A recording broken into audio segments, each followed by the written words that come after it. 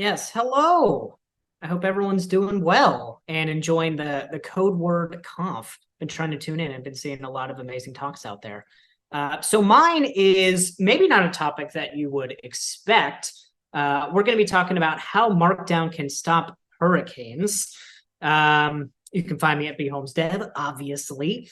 But we're going to get into a lot of details in this talk. So in case you haven't noticed, I'm sure you have at this point, with two hurricanes hitting the coast of the US in the last month, I think, including my hometown.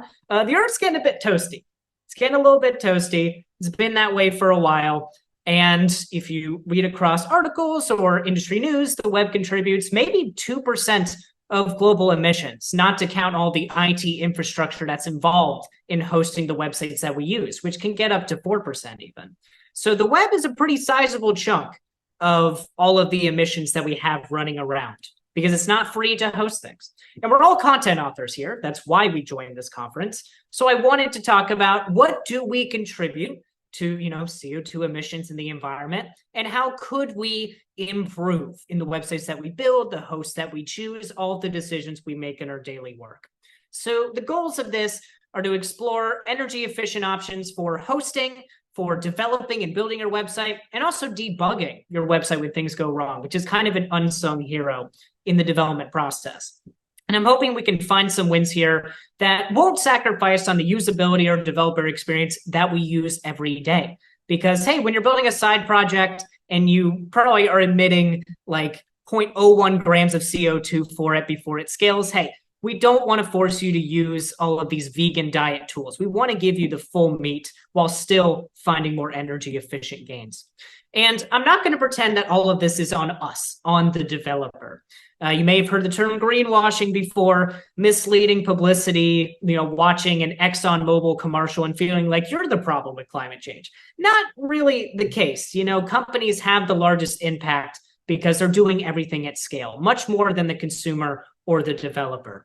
So on that topic, let's talk about hosting, which I think is one of the, largest wins that you can think about when you're deploying your website, because most of the energy when you are deploying a website and displaying it to users, that energy is spent computing whatever resources you need and sending it down the wire. And there's many factors that affect that relationship, like how are the host servers actually powered? Are they coal powered? Are they giving back and planting trees to offset their carbon emissions? What are the hosts doing?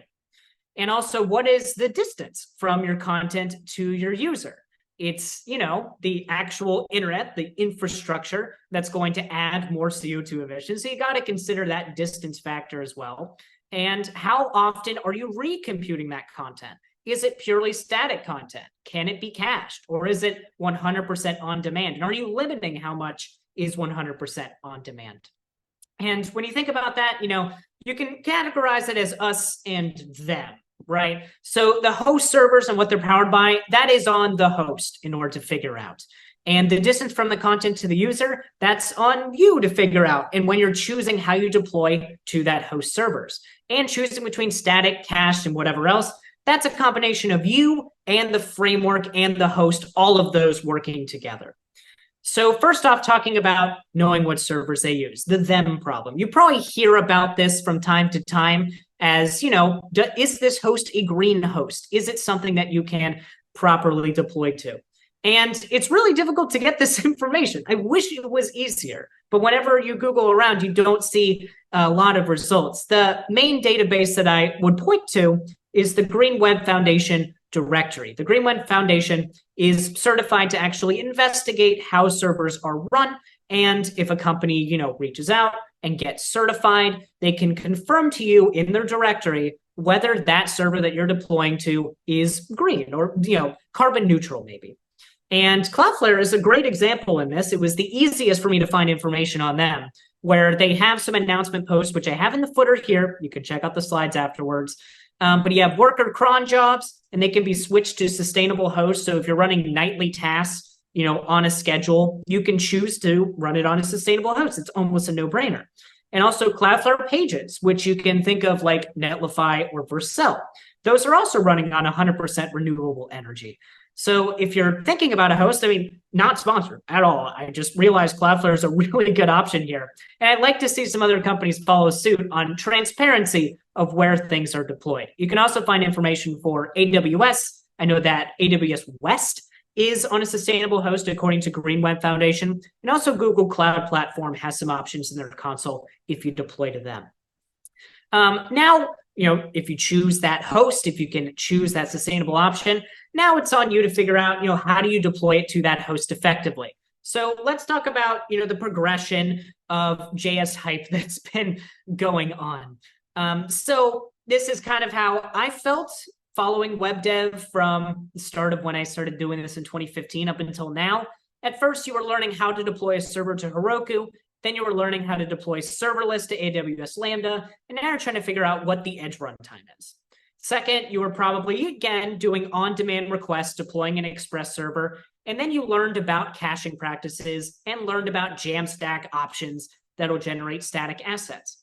And the biggest one, we started with client-side spas if you were in the JavaScript world. And now we're learning about all these server templating options. But I would argue we should have learned all of these in reverse. It probably shouldn't have been from heaviest to lightest. Instead, the ideal project lifecycle should probably start with the smallest compute runtime that it can. So in a perfect world, we would start with edge compute, we would graduate to serverless when we have the need, and then go to full-blown servers if stateless isn't an option for our app.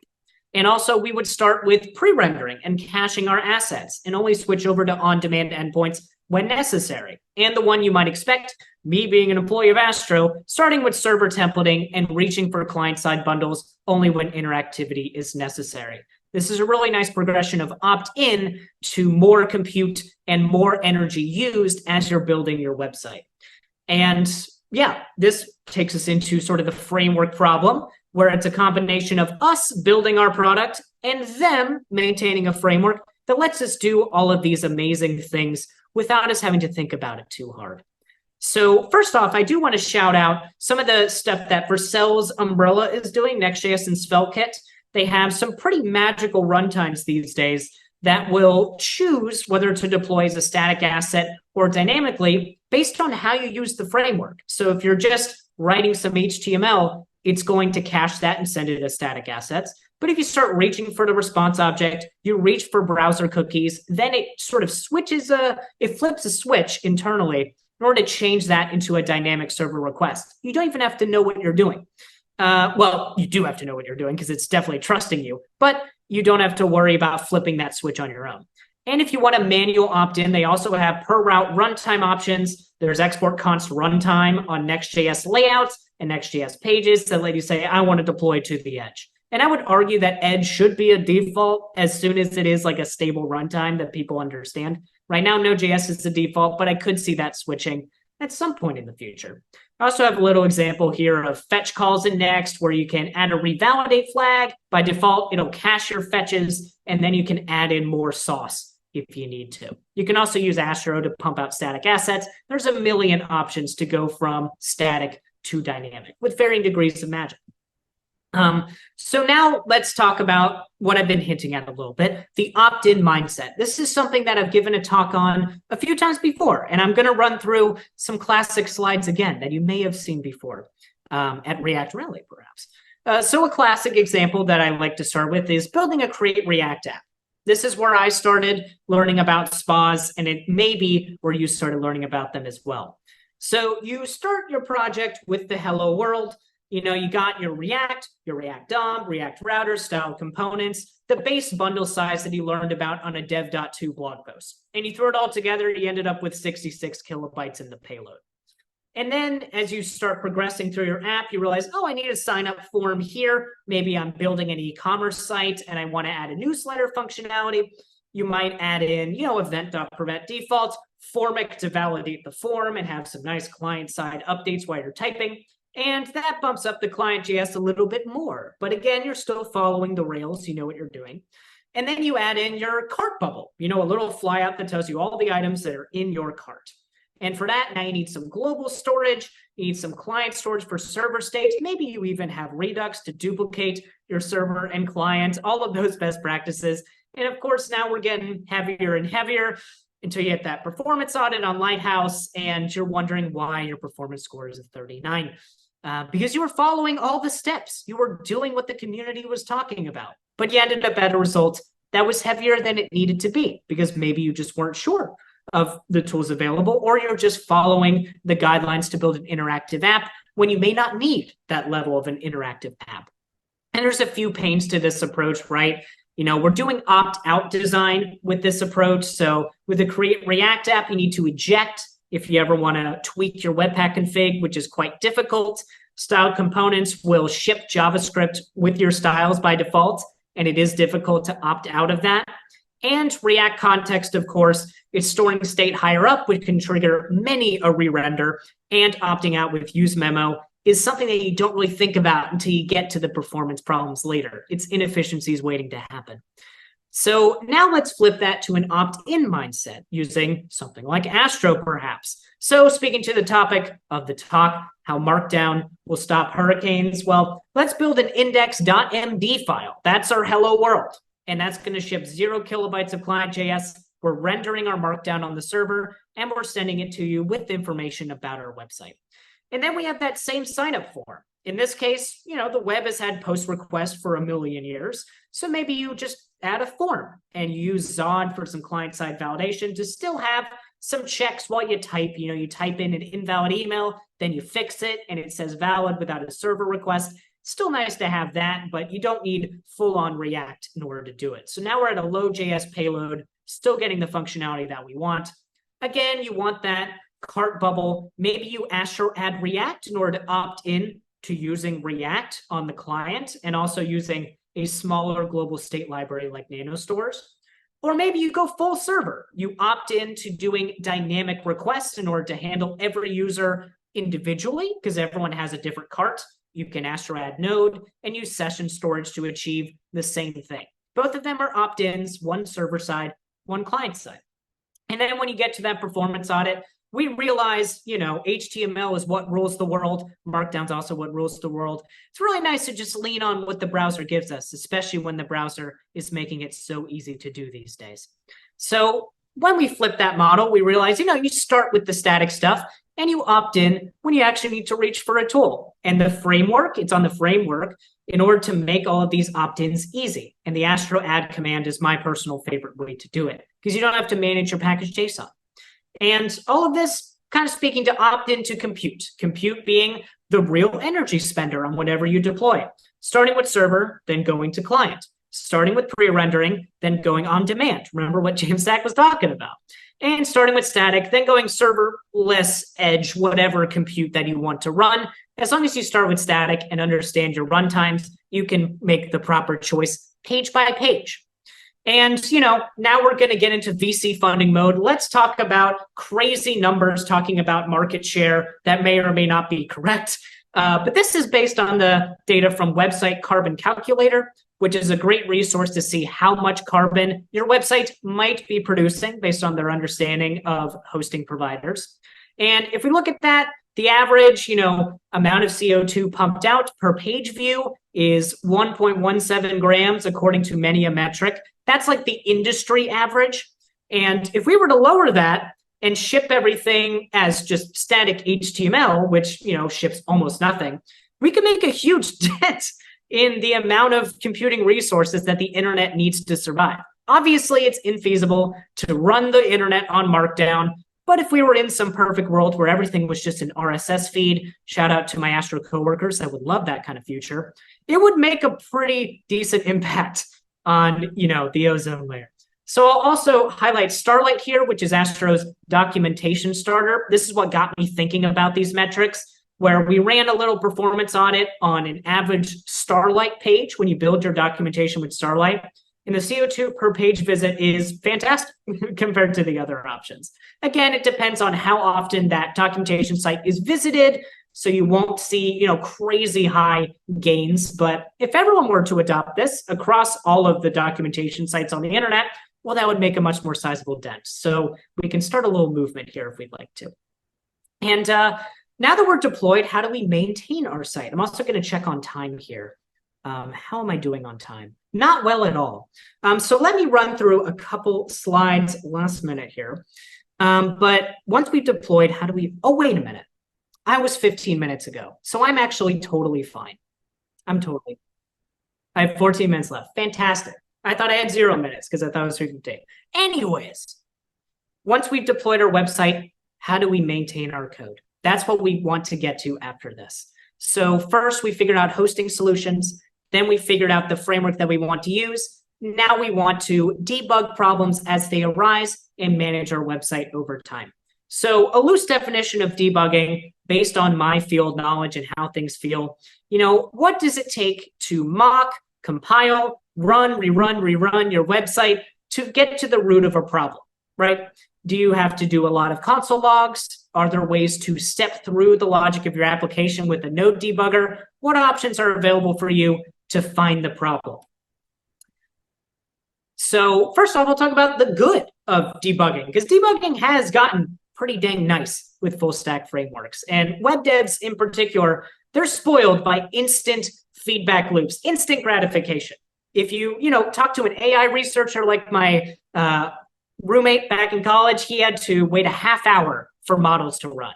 And us in web dev, we argue about a website taking 200 milliseconds to reload Tailwind instead of 50 milliseconds. We are so far down the optimization chain. We're counting the milliseconds as we're updating things in the dev server. We're hot module reloading in order to preserve state on the page and only hot replace the parts that change. So we don't even have to wait for the whole page to reload anymore. And we have JS across the stack. And when you do that, you are able to walk along, the front end, the back end, even the database ORM, and feel like you're in familiar territory, which is always nice when you're trying to get to the root of a problem. Because usually people come from, a one language background, especially if they're like a junior developer, fresh out of college or a boot camp. So if you're able to tap into that knowledge, then you get some really nice results. Little Venn diagram here. We're using JavaScript for RPC endpoints and for React front ends. And if you're using Drizzle or Keasley or Prisma, you're using it to manage your database as well. And of course, we love Vite stitching all of this together with frameworks like Astro and SvelteKit because it makes the dev experience very good. We can see changes as we're working on the problem. But there are some downsides to the flows that we've been adopting. The big one that I've been thinking about a lot is just how many things you have to stitch together to build a JavaScript website. It's not the same as Ruby on Rails or PHP and Laravel. You got to know the landscape of tools across authentication and deploying databases and managing your UI systems, trying out Clerk and PlanetScale, whatever the new hotness is, in order to understand how the pieces fit together. And that leads to points of failure and a lot of things to understand, different documentation tools that you have to go reference. And as we're blurring the server and client boundaries with these full stack tools, we're getting into some really complex territory in how we bundle our code. If you have heard about React server components and how they're being implemented, they're basically having to rewrite how Webpack handles a React bundle because you have your server components, which can import client-side components. So now bundlers need to separate what goes to the browser and what stays on the server. Then you have server actions, which are functions that run on the back end that you can import into front-end code. There's so much that goes into that because you need a nice bundler that can sort of strip out which parts deploy to which platform. And they're all sort of cobbled together in your source code, which makes it very difficult. First off, to have a fast bundler, Webpack is definitely having to improve as it goes to make React Server components faster in development. And it also means if you tried to test a server component, you don't have a lot of tools for it, at least not right now, because there's so much sort of magic behind the scenes that you would have to mock out. It's a work in progress. And also those endpoints I mentioned, server actions, maybe gRPC, those are all tightly coupling your front end and back end together.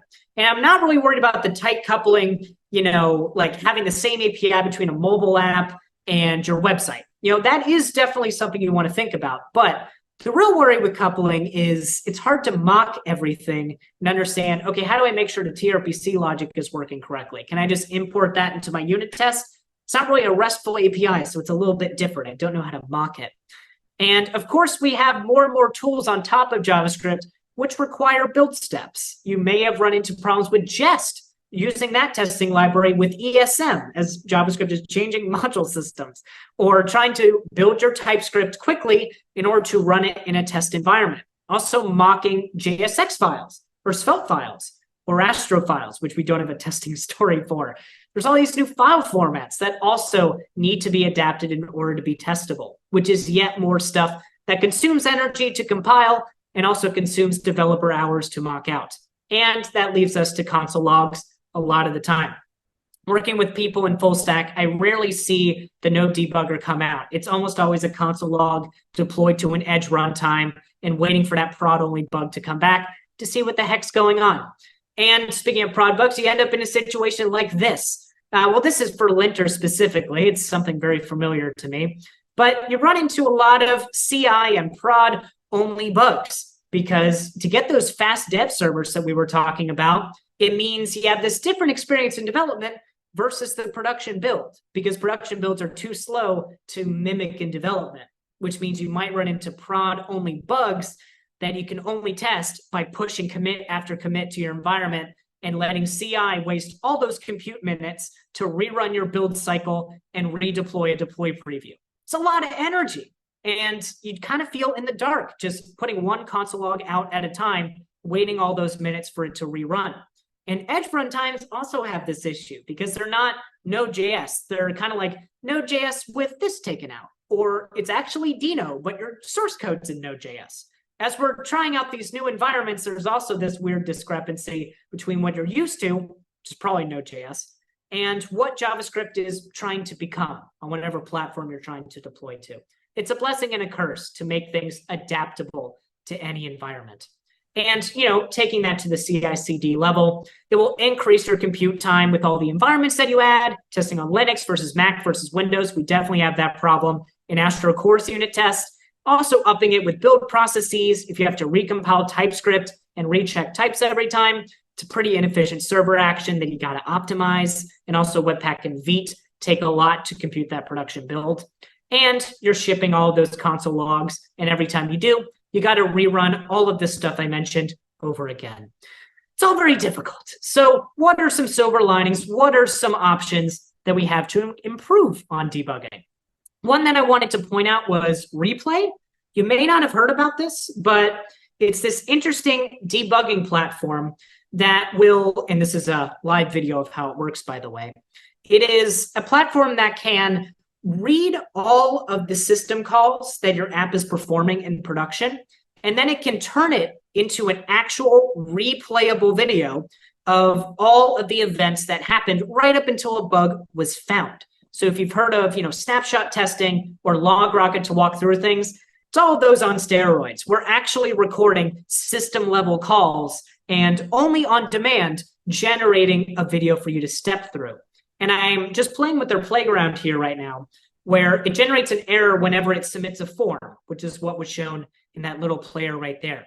And on the left, you can get access to your source code with all the source maps lined up correctly. And you can add little debug points to see where did this line of the program run.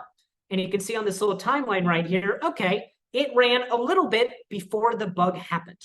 And then if I click on other parts of my code, like the top of the component, it will tell you, oh, this component re-rendered 4 times, once in the initial stages, once when it was submitted, and once right before the error happened. And you can step through all of those with lines inside of your developer console to tell you where each line was run specifically. There's so much information at your fingertips, and it's kind of just the tip of the iceberg for them. It's a very early startup. And the beauty of how they do it is they're just storing the system calls. So it's smaller than an MP4 file. It's not rebuilding your website for you to step through all the debugs. So you don't have to ship a console log. Did it work? Ship a console log. You can just play with it in the live editor. And then it'll only load the replay on demand. So you don't have all these wasteful deploy previews. It's only when bugs happen that you actually pull the video back.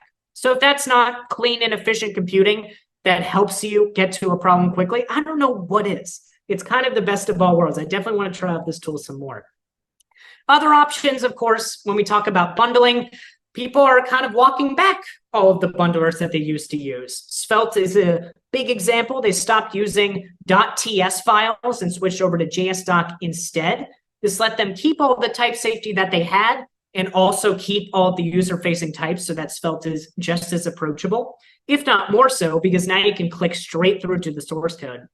And they cut all of those release and CI build costs of running it through the TypeScript compiler every time. Because as we know, it's pretty slow to run TSC, even just for type checks, also for processing your builds.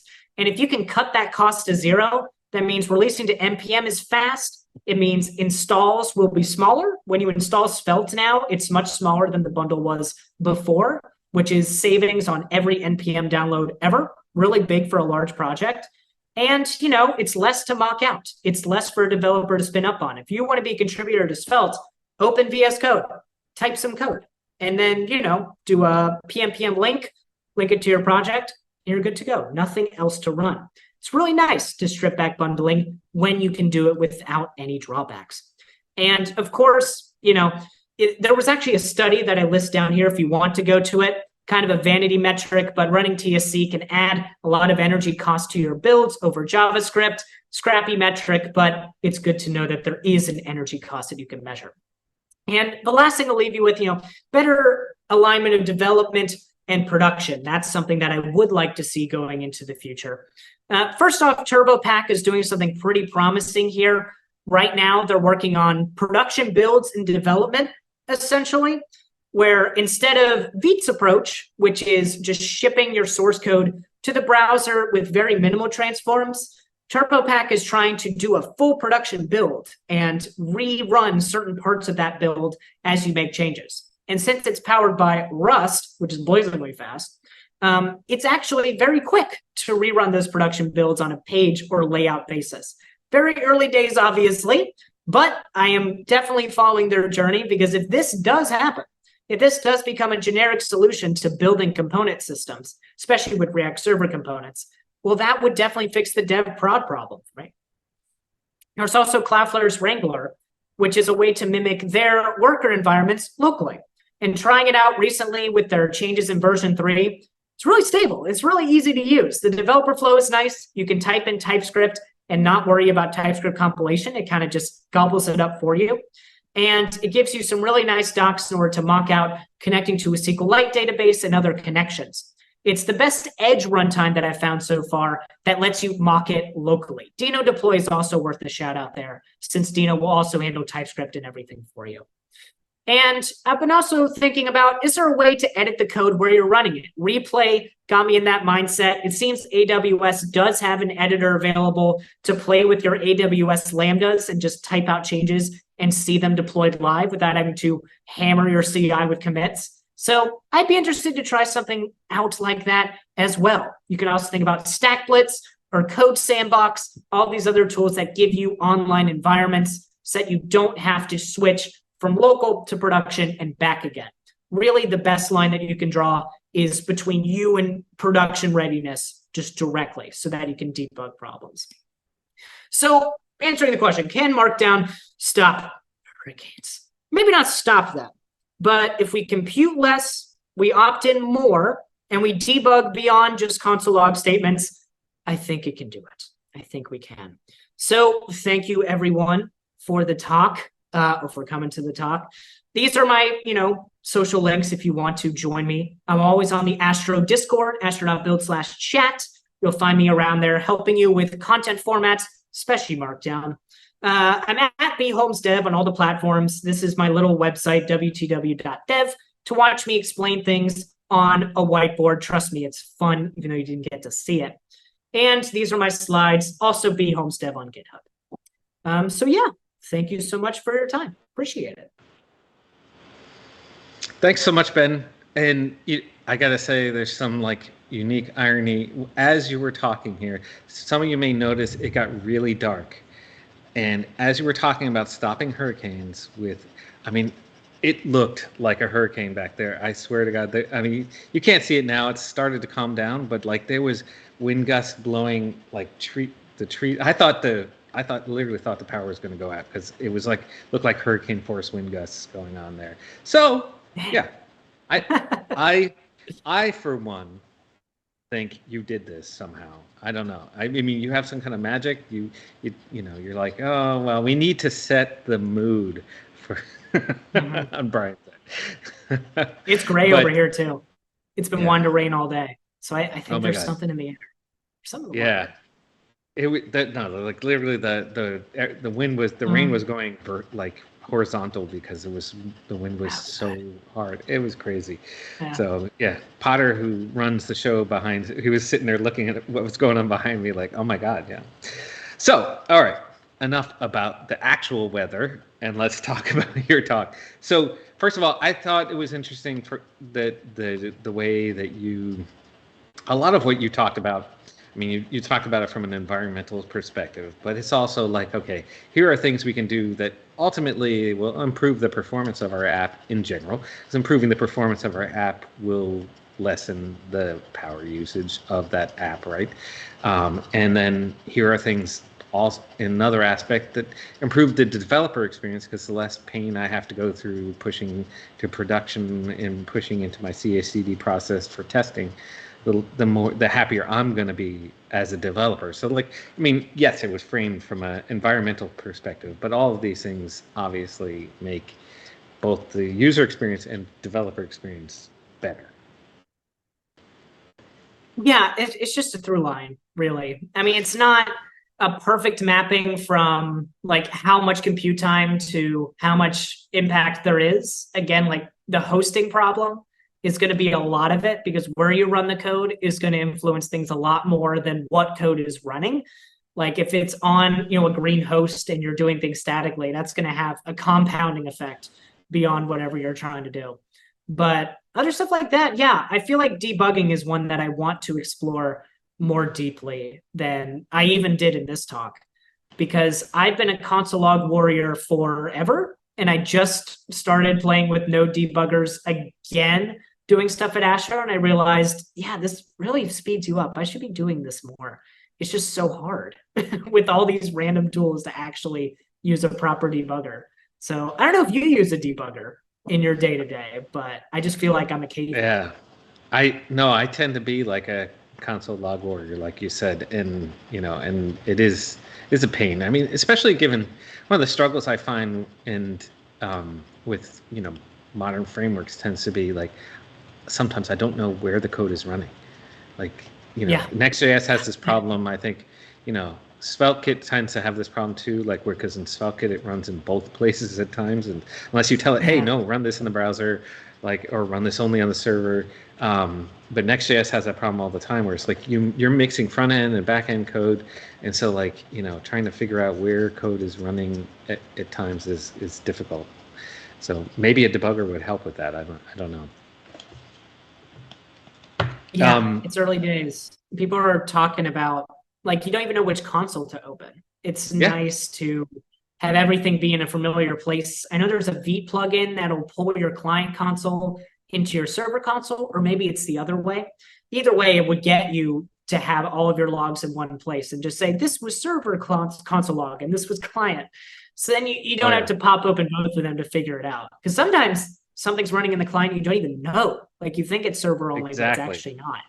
Yeah. Exactly. Sometimes you hit an error and you're like, why is this not working? And then you're like, and finally, after like trying and trying, you're like, you go to the other log and you're like, oh, because this code Yeah. happens to be running on the server and somehow I didn't realize. And so like I can see like for developers, it gets complicated, even like the edge stuff you're talking about. Like it, from Yes. a developer experience point of view, it's really nice that this stuff automatically just magically deploys for you. Like, oh, I just write this piece of code here and it goes out to the edge. It knows, but at the same time, like from a debugging standpoint, it gets complicated because you have to know where each little bit of code is going Yeah.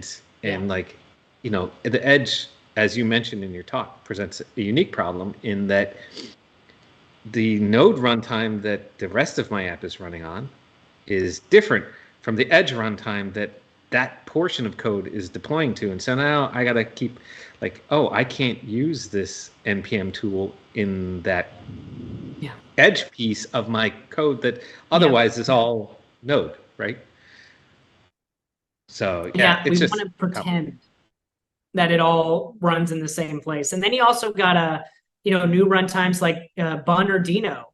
You can deploy Astro to Dino deploy, but you don't author your code in Dino. You author it in Node, and you just rely on the bundler to do the conversion. And if it gets it wrong, then well, you definitely have a problem. Bun also, Right. like even though it's Node compatible, if you build it with Bun, it's not guaranteed to actually work on the production environment that you Hmm. have. So there's a cost to the bleeding edge. You will definitely bleed if you try out different environments that aren't the norm. And I would say Yeah. Node serverless, that is still the norm, and it probably will be for a little while. And it'll take Yeah. time before like Cloudflare workers are more of a norm.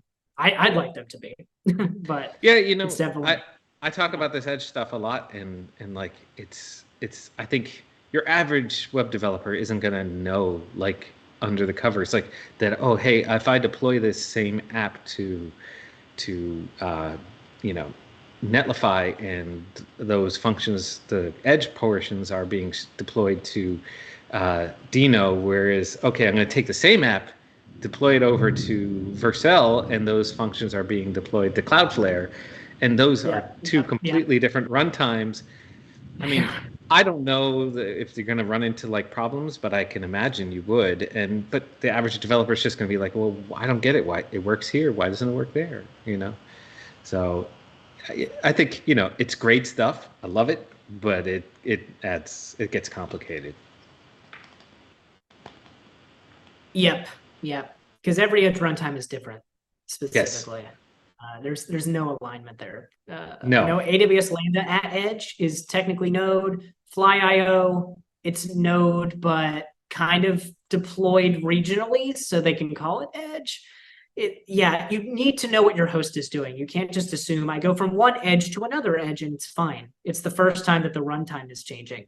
It's not like moving from one serverless to another, which is frustrating a little bit if you need to do a migration. I luckily haven't, but I could totally see that.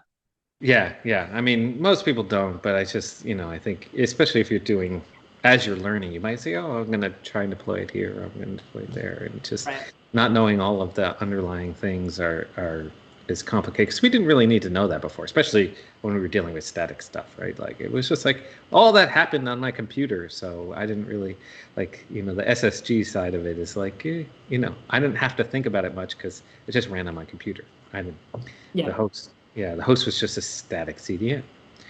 So Yep. Nothing yeah, beats Markdown. Just to play Markdown, people.